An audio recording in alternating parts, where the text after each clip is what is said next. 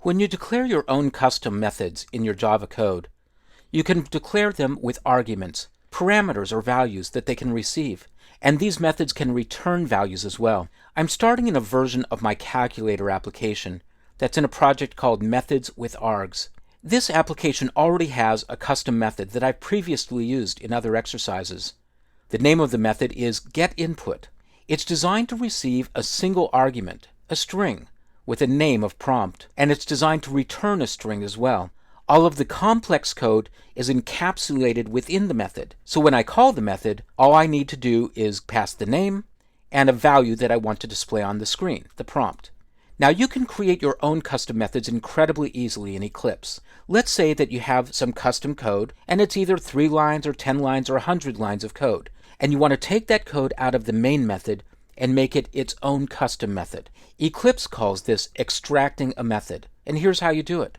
I'm going to take these 3 lines of code. I'm declaring 2 double values that are being parsed from strings, and then I'm adding the 2 values together. I'd like to take this bit of code and make it its own method. So I'll select those 3 lines of code, and then I'll right-click in the selected area. I'll choose Refactor, Extract Method. Eclipse asks for the new method name. I'll call it Add 2 Values. Notice the parameters are set as strings, that's correct, and also Eclipse is smart enough to know that if my final statement is doing a calculation, then I'm probably going to want to return that value from the method. So it says, I'm going to return a double value. I'll click OK, and Eclipse refactors the code for me.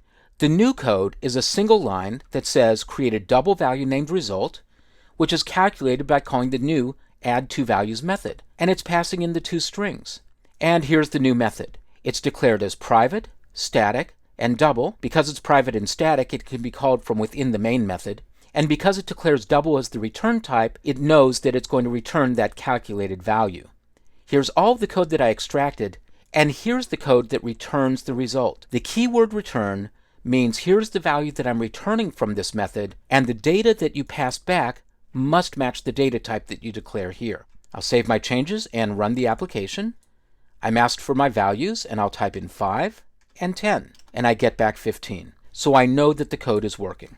It's also possible to declare methods that receive variable numbers of arguments, as long as all those arguments are of the same data type. Here's an example. I'll move down to the bottom of the application and I'll create a new private static method, and I'm going to set the return data type as double, just as before. I'm going to call this method, though, add multiple values. I'll start with no arguments, but then I'm going to place the cursor inside the parentheses, and I'm going to tell Java you can accept any number of arguments as long as they're all doubles. That is, as long as they're all numeric primitives that can be translated as double. Here's the syntax. Double, space, dot, dot, dot, space, and then the variable name. The data type works as it does for all arguments, but the dot, dot, dot means treat this value as an array.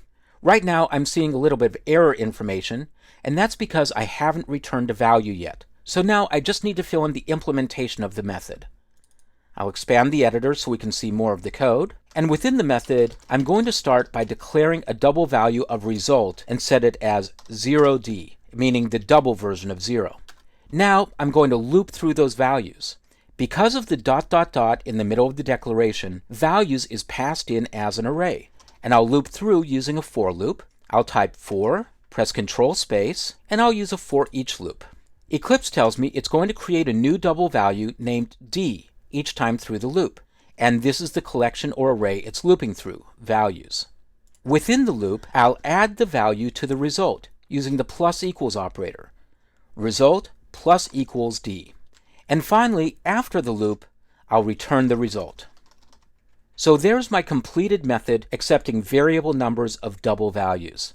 I'll go back to the top to the main method, and I'm going to add a little bit of code down here. I'll say double result of multiple equals add multiple, and I'll pass in 1, 2, 3, 4, 5.